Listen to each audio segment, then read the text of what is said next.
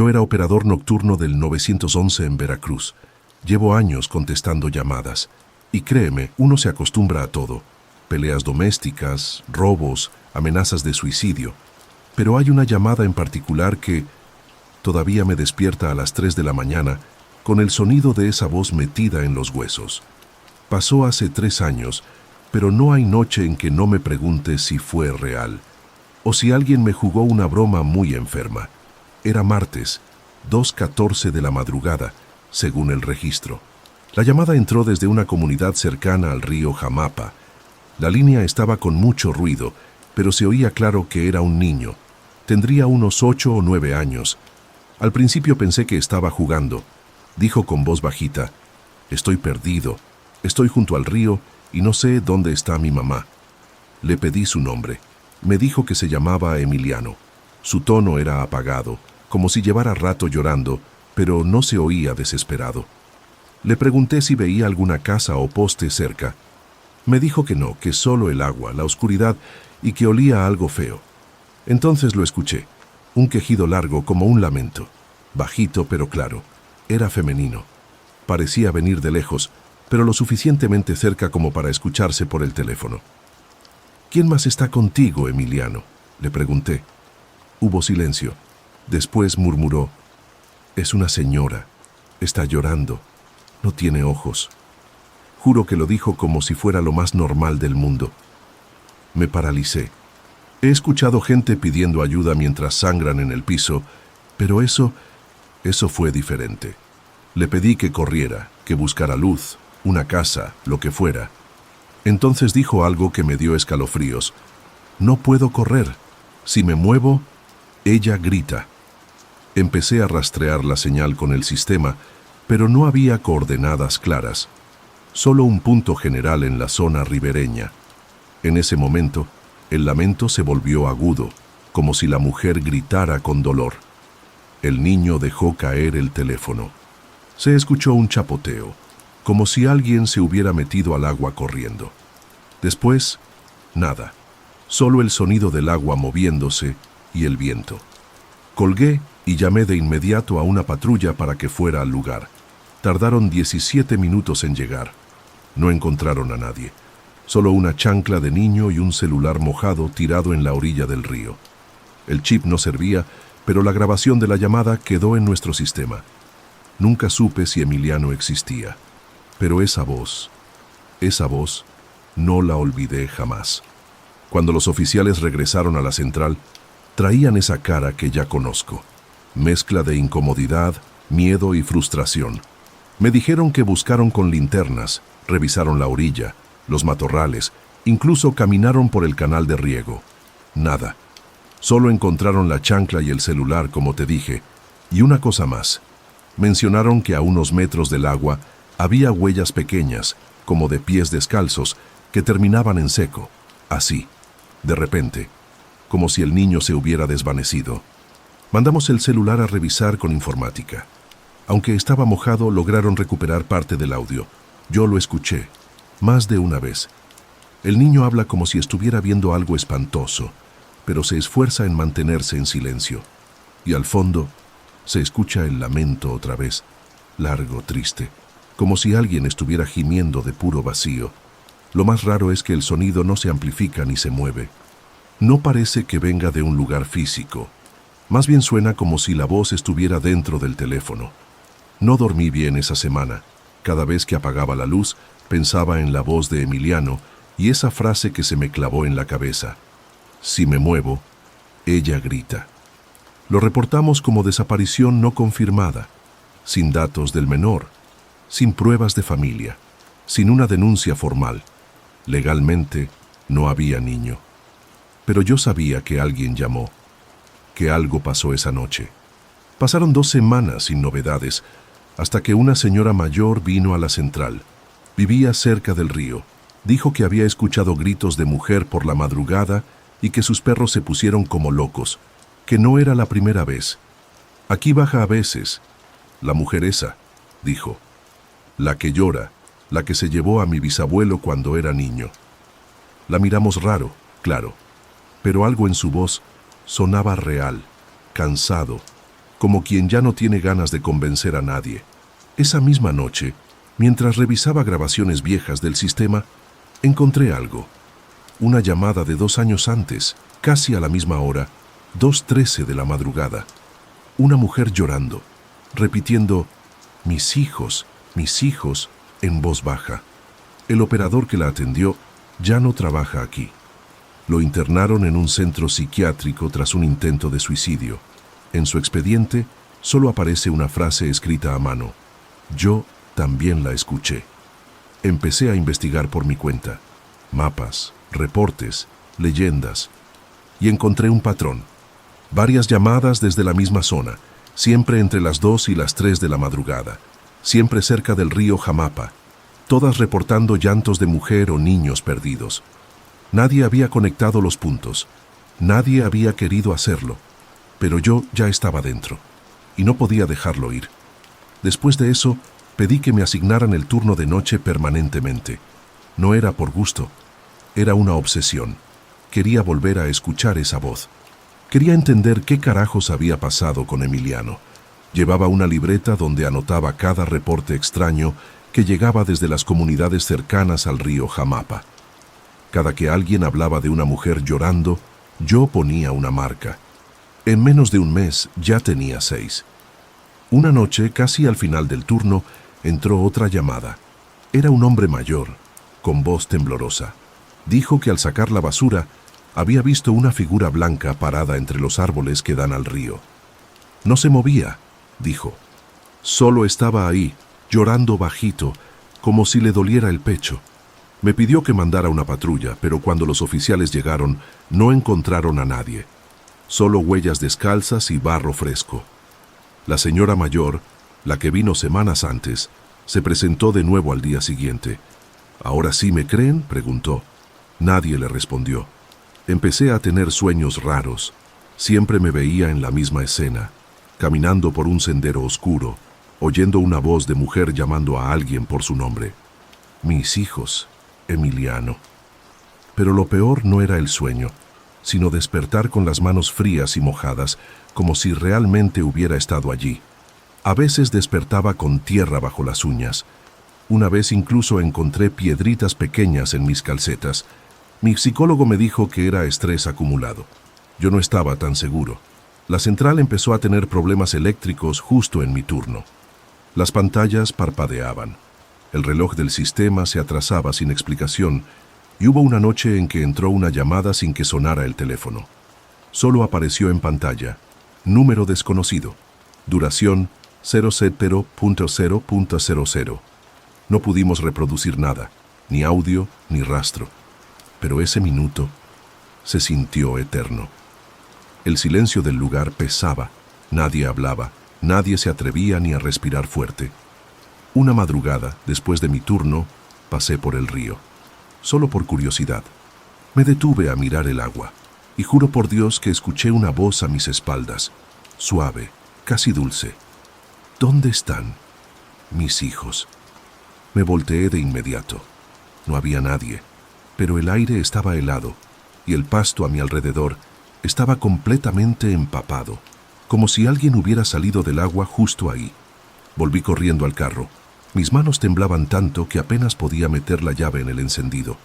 Al llegar a casa, me encerré en el baño y vomité. No fue miedo lo que sentí. Fue algo más profundo. Una tristeza brutal, como si me hubieran arrancado algo del alma. Me senté en el piso frío del baño y me quedé ahí, con la mirada perdida, durante quién sabe cuánto tiempo. Desde esa noche, dejé de trabajar en emergencias. No di explicaciones. Solo firmé la renuncia y me fui. Pero aún sueño con esa voz. Y a veces, cuando despierto, juro escuchar pasos mojados cruzando mi pasillo, uno tras otro, como si alguien descalzo caminara buscando algo, o a alguien. Después de dejar el trabajo, me fui a vivir con mi tía a un pueblito más al norte, lejos del río Jamapa, lejos de todo. Ella no preguntó mucho, solo dijo: aquí hay silencio, tal vez eso te ayude. Pero no hay silencio que dure si lo que te sigue no hace ruido. Los primeros días dormí como una piedra, lo admito, pero al cuarto día Justo al amanecer, escuché a lo lejos un quejido, bajito, como si el viento llorara entre los árboles.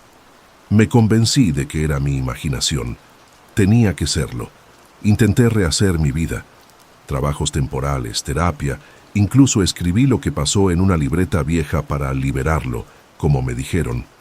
Pero cada vez que lo leía, las palabras me sonaban más ajenas y a la vez más verdaderas, como si otra persona las hubiera escrito desde dentro de mí.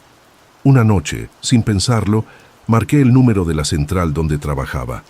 Nadie contestó, pero escuché algo, un susurro muy bajito, una sola frase. Si me muevo, ella grita. Colgué tan rápido que dejé caer el celular al suelo. Decidí que tenía que regresar al río. No por respuestas, solo para asegurarme de que lo vivido no fue una alucinación. Fui de día, sin avisar a nadie. El camino seguía igual, la maleza alta, el aire húmedo. Me detuve en el mismo punto donde encontraron la chancla. No había nada, solo agua tranquila. Me senté un rato, mirando el reflejo del sol en el agua, y entonces lo vi. Una figura blanca, agachada, con el rostro cubierto por el cabello mojado. No levantó la cabeza, no se movió, solo lloraba. No grité, no corrí, solo me quedé ahí viendo. Una parte de mí sentía que debía acercarme. Otra me decía que si lo hacía, no volvería a salir. La figura se desvaneció como vapor, así, sin más. El agua ni siquiera se agitó. Fue como si el dolor tomara forma por un momento, solo para asegurarse de que yo lo había sentido también. Esa noche, soñé con Emiliano. Me miraba desde un sitio oscuro, pero no decía nada. Y detrás de él alguien o algo lo rodeaba con los brazos, cubriéndolo por completo. No volví más al río, ni quiero. Pero a veces, cuando camino cerca de alguna corriente de agua, aunque sea un canal pequeño, escucho ese mismo lamento. No siempre. Solo si estoy solo. Solo si la noche está en silencio. Y siempre entre las 2 y las 3 de la madrugada. Lo peor no es el llanto. Lo peor es lo que siento en el pecho cuando lo escucho. Como si yo también hubiera perdido algo. Como si me estuviera llamando a mí. Ahora me limito a dejar la televisión encendida, a dormir con ruido blanco, a evitar los espejos después de medianoche. No sé si Emiliano existió, si era un niño real o solo una voz perdida entre los lamentos de algo que nunca debió ser escuchado. Lo único que sé es esto. Si algún día recibes una llamada en medio de la madrugada, con una voz infantil pidiendo ayuda junto al río, no contestes, no te acerques. Porque una vez que escuchas su llanto, ya nunca estás del todo solo.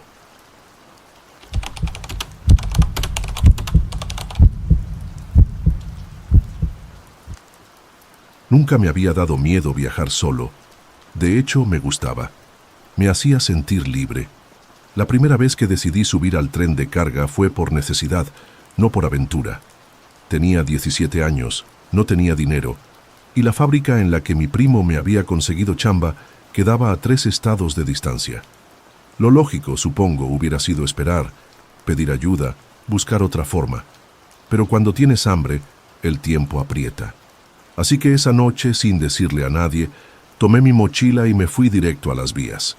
Era un tramo solitario, entre San Juan de los Lagos y Aguascalientes. La gente del pueblo decía que ahí el tren pasaba lento, casi arrastrándose, y que por eso muchos lo usaban para viajar gratis. También decían otras cosas sobre un charro negro que salía por esas zonas, pero yo no creo en esas madres, o no creía. Eran como las 2 de la madrugada, o mejor dicho, de la madrugada, cuando me acomodé entre 2 vagones vacíos. Hacía un frío del carajo, y el metal te cortaba las manos si no sabías bien dónde agarrarte. Me cubrí con una sudadera vieja, y traté de no pensar en nada, solo en llegar. El tren empezó a moverse con esos quejidos metálicos que hacen parecer que el mundo se va a romper. Ahí fue cuando lo vi. No sé bien cómo apareció. Solo sé que un momento estaba solo, y al siguiente, alguien montado en un caballo negro iba cabalgando junto al tren. No un caballo normal. Este era alto, brillante, sin manchas y sin sombra. Lo juro. Iba al trote, como si estuviera esperando a que lo invitara a subir. El jinete llevaba un traje de charro de esos bordados con hilos de plata y un sombrero tan grande que le tapaba toda la cara. No se le veía la piel, ni las manos, ni los ojos. Solo el brillo del traje y el paso perfecto del caballo. ¿Vas solo?, me preguntó con una voz ronca, como si viniera de un pozo. No me moví, ni respondí. Solo lo miré, tratando de entender qué carajos estaba pasando. El tren seguía avanzando, lento, y él seguía ahí, como si nada. No es bueno viajar sin pagar. Alguien siempre paga. Tragué saliva, no por lo que dijo, sino por cómo lo dijo. Como si no fuera una advertencia, sino un hecho. Como si ya supiera lo que iba a pasar. En ese momento, el tren dio un tirón, como si algo lo hubiera empujado desde atrás. Casi me caigo. Me aferré al metal con fuerza, y cuando volví a mirar, el charro ya no estaba. Ni el caballo, ni el sonido de los cascos. Solo el tren, el viento, y la sensación de que alguien más venía conmigo. Cuando amaneció, pensé que todo había sido un sueño. Me dolía el cuerpo por haber dormido encogido entre los vagones y las manos me ardían del frío. Pero había algo que no encajaba. Mi mochila estaba abierta. Yo la había cerrado con doble nudo. Faltaban unas galletas y un encendedor barato. Nada más, pero igual me puso nervioso. Nadie más había estado ahí. ¿O sí? Bajé del tren cerca de Aguascalientes, en una zona donde solo había tierra, piedras y un par de vacas flacas. Caminé hasta una tiendita para comprar algo con las pocas monedas que tenía. La señora que atendía era de esas que no te miran a los ojos, pero que te huelen los secretos. Cuando me vio, frunció el ceño y me preguntó si venía del tren. Asentí. «Te siguió, ¿verdad?», dijo como si fuera lo más normal del mundo. Le pregunté qué quería decir con eso y ella solo murmuró: «El charro. Cuando mira a uno ya no lo suelta. Aunque escapes, te alcanza». Me reí nervioso y le dije que quizá necesitaba dormir. Ella no sonrió. Solo se persignó y me dio un dulce de piloncillo, como si fuera un amuleto. «Cómelo si lo ves de nuevo. No es magia, pero a veces ayuda». Esa noche dormí en una bodega que encontré abierta cerca de una estación abandonada. No era un lugar cómodo, pero tenía techo y un viejo colchón. Me acosté con la mochila entre los brazos como si eso fuera a protegerme de algo. El silencio del lugar era espeso. Podía oír mis propios latidos. Y entonces llegaron los cascos, primero lentos, luego más fuertes, como si alguien estuviera dando vueltas alrededor de la bodega. Me levanté sin hacer ruido, acerqué el ojo a una rendija y lo vi. Estaba ahí, de pie, justo frente a la puerta. El charro negro. No hablaba, no se movía, solo estaba. El caballo respiraba fuerte, como si supiera que lo estaba mirando. Lo más raro era que la luna estaba alta y ellos no proyectaban ni una sombra. «Paga», dijo. Una sola palabra, firme, seca, como un disparo.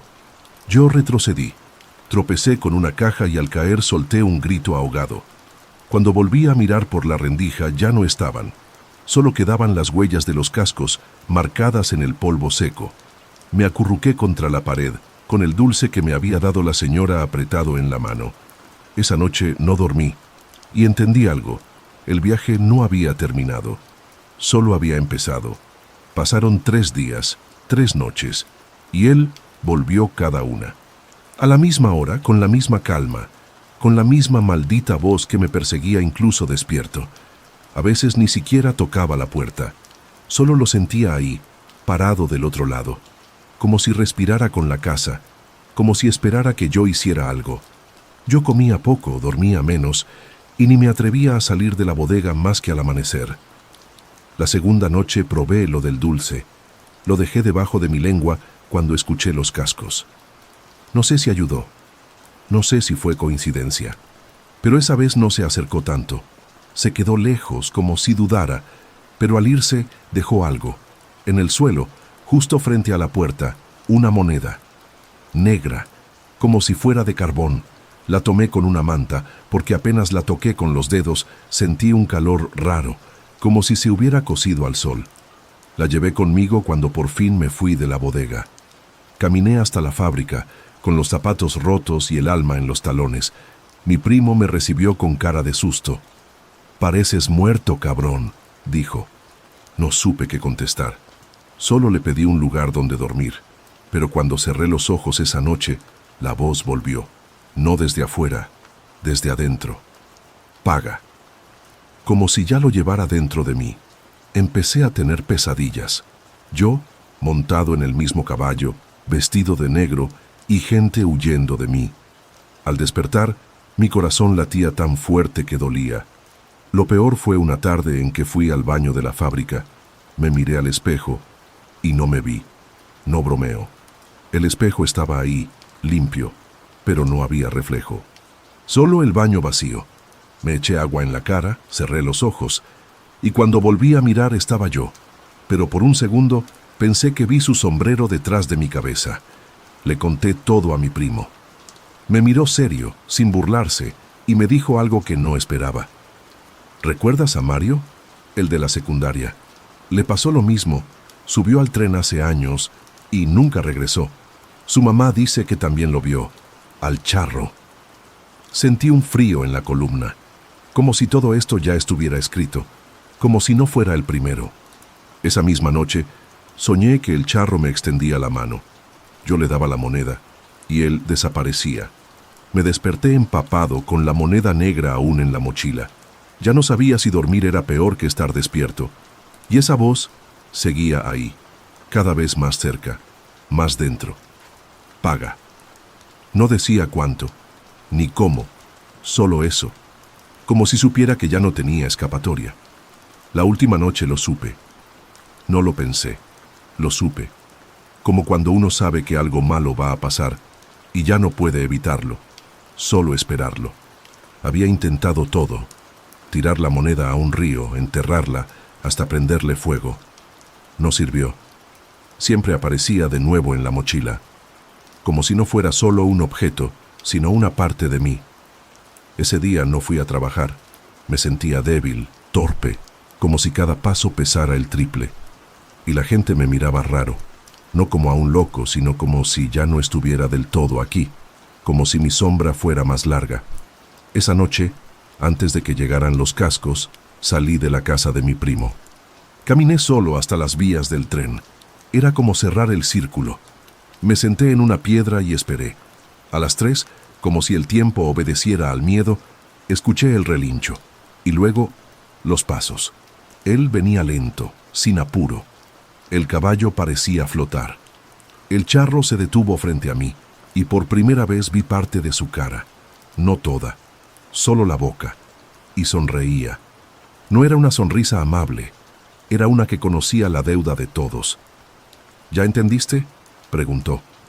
No respondí. Solo saqué la moneda del bolsillo y la sostuve en la mano temblando. «¿Crees que con eso basta?». Y entonces me lo dijo, no con palabras, no con sonidos. Fue como si supe lo que él sabía, que la moneda no era el pago, era el aviso, el precio no era mío, era de otro. Alguien tenía que subir al tren, sin pagar, y entendí. Por eso siempre volvía, por eso la voz. No era para asustarme, era para prepararme. Yo había cruzado sin pagar, y ahora me tocaba cobrar. Me tocaba ser el aviso para el siguiente, el nuevo viajero, el que se subiría sin saber. Me levanté con los pies helados y sin darme cuenta, ya tenía el sombrero puesto, pesaba como piedra. El charro me miró una última vez. Luego se desvaneció, no con humo, no con ruido, solo dejó de estar. Yo seguía ahí, solo, con el sombrero, la moneda y el caballo esperando. Esa madrugada, alguien subió al tren en un pueblo cercano. Un muchacho, con mochila rota y ojos llenos de hambre. Lo vi, y sin pensarlo cabalgué junto al vagón. No dije nada, solo lo miré. Él me vio. Quiso hablar, pero no pudo, porque ya era su turno de pagar, y alguien tenía que recordárselo.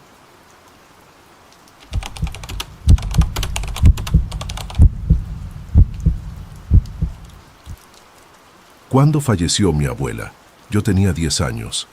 Me acuerdo bien de su cara arrugada, sus manos que olían a canela y las cobijas gruesas que tejía mientras tarareaba canciones que no estaban en español. Su casa era vieja, con paredes de adobe y un patio donde andaban las gallinas entre macetas de barro.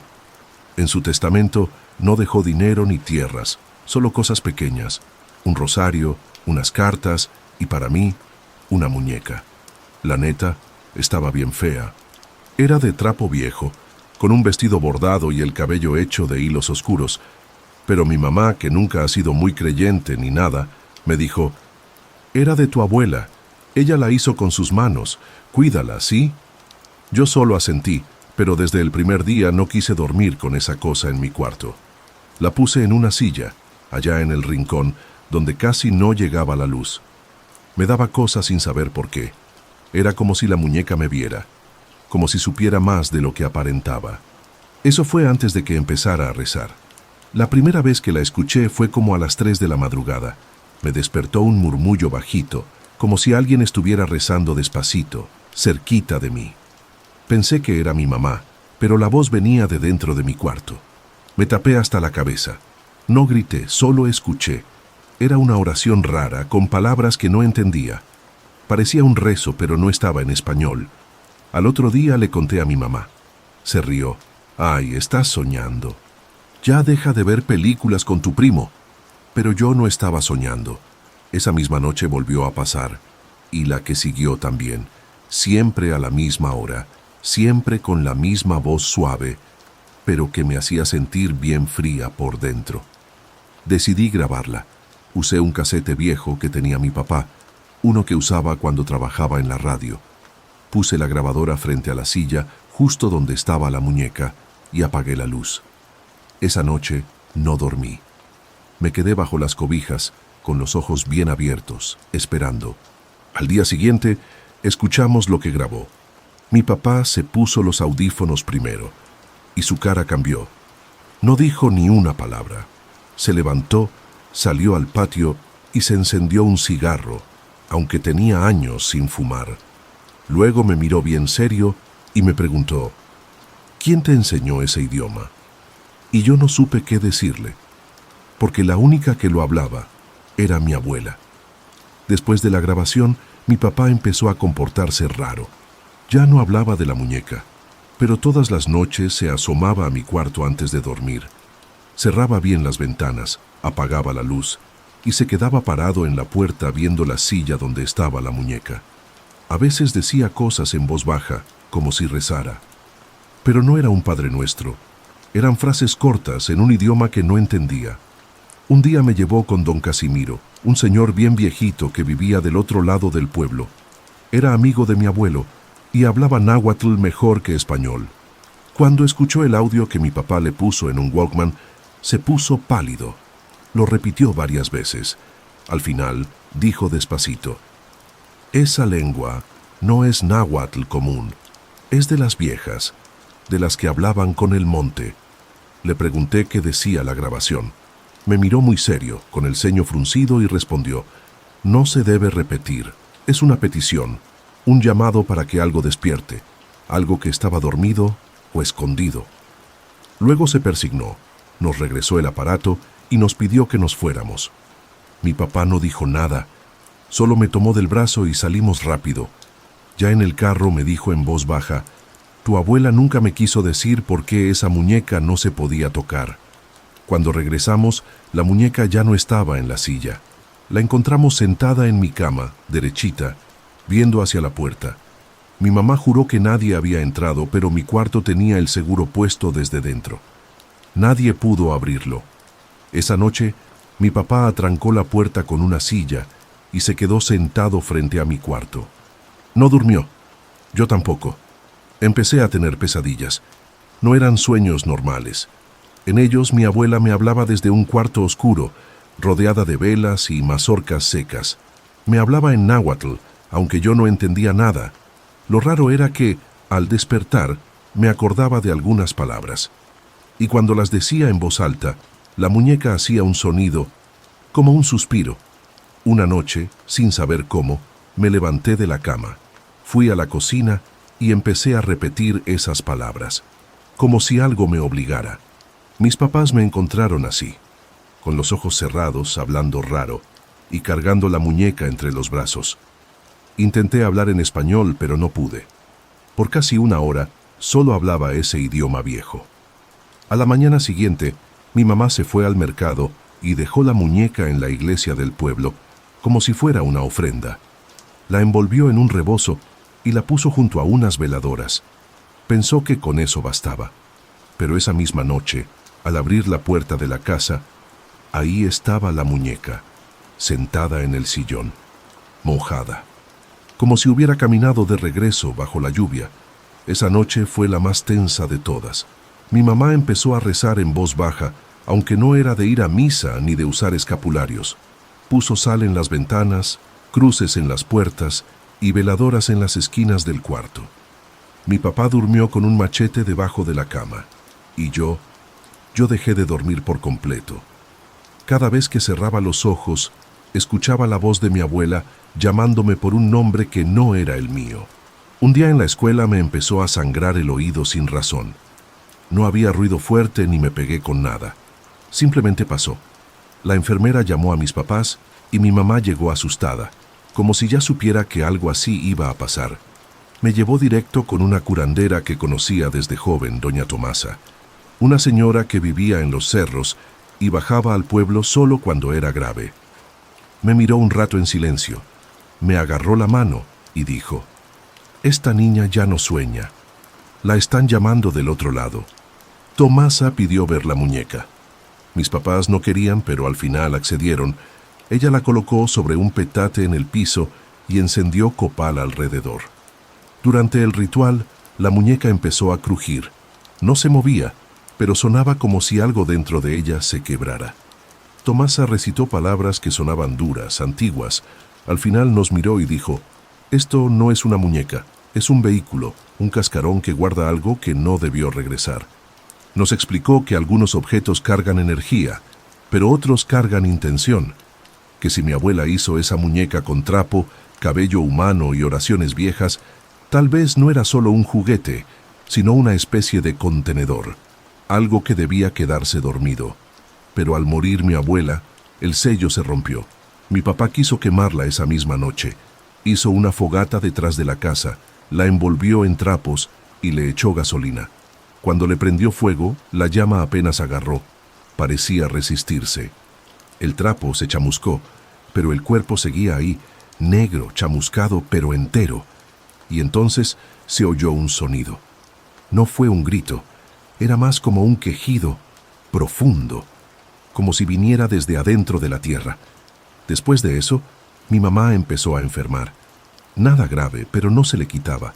Dolores de cabeza, fiebre, insomnio, y yo empecé a hablar dormida. No eran murmullos, eran frases completas, en un idioma que nadie entendía. Una noche, mi papá me grabó. Cuando reprodujo el audio se escuchaban dos voces, la mía y otra, más grave, más lenta, que decía lo mismo que yo, pero con otra intención. Ahí fue cuando mi papá dijo que teníamos que irnos unos días. Empacamos a la carrera, pero al intentar abrir la puerta no pudimos. Era como si no tuviera chapa. Quisimos salir por la ventana, pero los fierros estaban doblados, como si la casa hubiera cambiado por dentro. Entonces escuchamos pasos en el pasillo, pesados, lentos, y una respiración profunda que venía con ellos, como si algo se estuviera despertando. Esa noche fue la más larga de nuestras vidas. No sabíamos si era un sueño, una alucinación o algo peor, pero todos lo sentimos. Algo caminaba dentro de la casa, y no era humano. Los pasos no eran parejos, eran arrastrados como si los pies no tocaran bien el piso, y entre cada paso, esa respiración rara, entrecortada y húmeda, como si algo viejo respirara desde adentro de la tierra. Mi papá agarró el machete. Mi mamá rezaba en voz baja, pero no usaba palabras normales. Era como si solo moviera los labios por costumbre. Yo no podía moverme. La muñeca estaba sentada en la mesa del comedor. No se movía, pero juro que sus ojos de botón brillaban. Sabían que teníamos miedo. Se alimentaban de eso. De pronto todo se quedó en silencio. Un silencio tan denso que podía escuchar mi propio corazón. Y entonces habló mi mamá. Pero su voz no era suya. Era más grave, más seca. Como si algo hablara a través de ella. Ella no es el peligro, dijo. El peligro es lo que ella protege. Mi papá intentó moverla, pero ella seguía sonriendo raro, murmurando cosas en náhuatl, como si estuviera en otro lado. No me acuerdo bien cómo salimos. Solo sé que en algún momento la luz regresó. El seguro funcionó y mi papá me cargó en brazos. Caminamos sin voltear atrás. Llegamos a casa de una tía, y mi mamá ya no hablaba. Se quedó en cama semanas. Nos veía con los ojos secos, como si algo dentro de ella se hubiera apagado. Un mes después la casa se quemó. Nadie supo por qué. Dijeron que fue una veladora. Otros juraron haber escuchado a una mujer rezando en náhuatl adentro, minutos antes de que empezara el fuego. Lo único que no encontraron entre las cenizas fue la muñeca. Años después, cuando ya vivíamos lejos, mi mamá me llamó a su cuarto. Estaba flaquita, pálida, como si todavía no hubiera salido del todo de lo que pasó. Me dio un papel doblado. Adentro había una frase escrita a mano en náhuatl y abajo su traducción. No le temas al canto. Teme a lo que viene después. No explicó nada. Solo me apretó la mano. Esa misma noche, se fue en silencio. Hoy en día, guardo ese papel en la cartera, y a veces cuando estoy sola en casa y el viento golpea las ventanas, juro que escucho esa oración. La misma de cuando era niña. Suave, bajita, en un idioma que ya nadie habla. Y en noches así, nunca volteo a ver los rincones oscuros, porque sé que ahí está, sentada, esperando, con la paciencia de siempre. Gracias por seguir esta historia hasta el final. Suscríbete al canal y dime, ¿tú qué harías si contestaras una llamada que no debías haber escuchado? Nos vemos en la próxima historia aterradora.